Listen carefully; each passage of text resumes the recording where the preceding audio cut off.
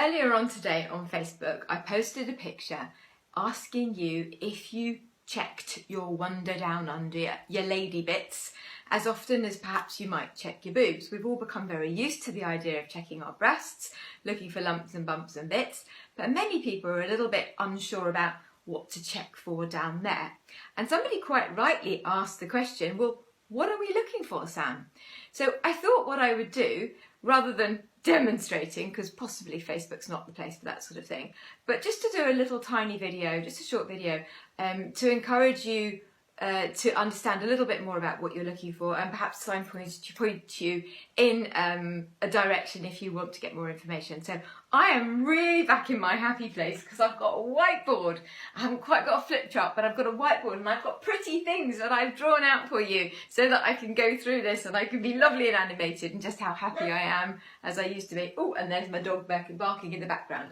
So first of all, how to examine your Wander Down Under. So I've drawn you a nice little picture here.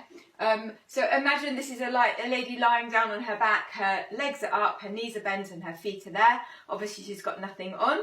And there's 1, 2, 3, 4 and 5 are the numbers that I've pointed to on this female diagram. So how are you going to check? Well, first of all, lie down on a bed or the floor or a bath, obviously empty of course, somewhere that's nice and comfortable for you. Make sure that you've got a mirror to hand. It could be a magnifying mirror if that's what you've got, or a mirror that's easy for you to, a hand mirror obviously, so that you can see what you're doing, because a lot of people have never looked down there. Why would you look down there unless you're kind of interested in that sort of thing because you've got a different pelvic background perhaps, or you've had an issue before. So wash your hands, make sure your hands are clean, because very sensitive skin down there and infection can pass from anywhere. So you need to make sure your hands are clean, and also at this point don't wear obviously any gloves, but don't put any cream or gel on your hands because it takes away the sensation for what you're trying to feel. Okay, so first of all, number 1, your pubic bone, that's the tough bit at the front. Check that. And what are you checking for? And this is the same for all of these areas. You're checking for lumps and bumps, itching, skin changes, things that aren't what they used to be.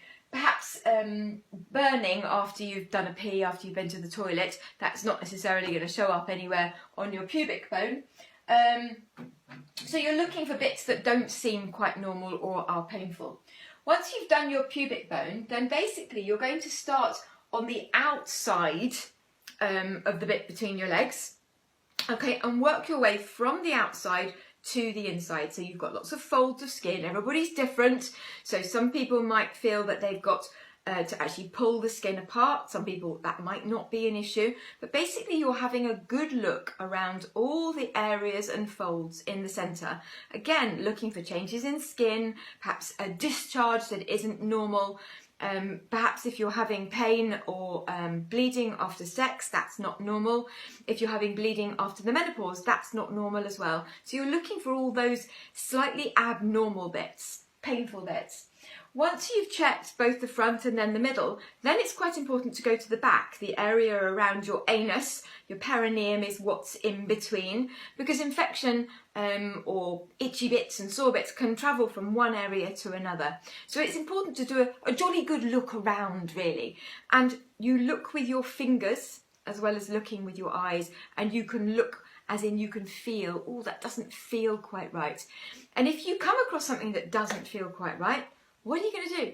Find yourself in my recommendation, a female specialist in pelvic health. Now, for me personally, locally, that would be going to a female pelvic health physio.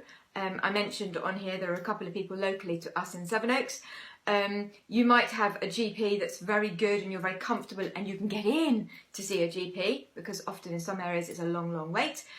You might have a particular gynecologist that you see on a regular basis and you're very comfortable talking to about that sort of thing with her.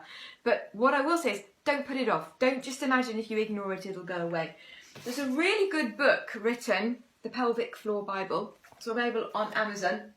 Written by a lady called Jane Simpson, fellow nurse like me, specialises in pelvic floor, and this has got lots of just general information about pelvic floors in it as well. So if you're just generally interested and you haven't got a problem, that might be a good book to look at.